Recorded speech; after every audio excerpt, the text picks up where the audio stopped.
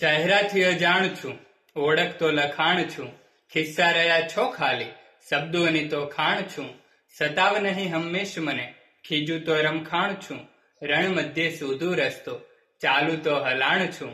હળ હાંકતા હલ મળે, પામો તો પીછાણ છું, ઈશ યાદ કરે રણમલ, એનામાં જ તો રમ્માણ છું.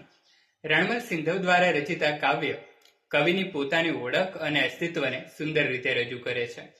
કવિ પોતાની જાતને લખાણ તરીકે ઓળખાવે છે, જે દર્શાવે છે કે એમનો ચહેરો ભલે અજાણ્યો હોય, પણ એમનું વ્યક્તિત્વ એમના શબ્દો અને લેખનમાં સમાયેલું છે.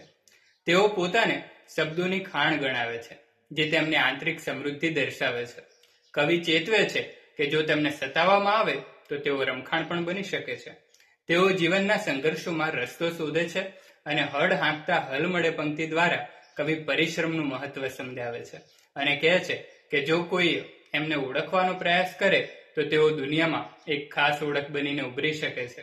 અને અંતે કવિ પોતાની જાતને ઈશ્વરમાં લીન થયેલી દર્શાવે છે.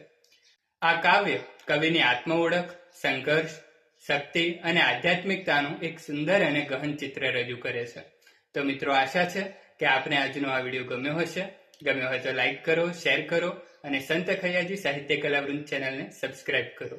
આવતા વિડીયોમાં ફરી મળીશું કોઈ નવી રચના, નવી વાત અને નવા અવાજ સાથે. ત્યાં સુધી રજા આપો. જય ખૈયાજી, જય ભૂતનાથ દાદા, જય માતાજી.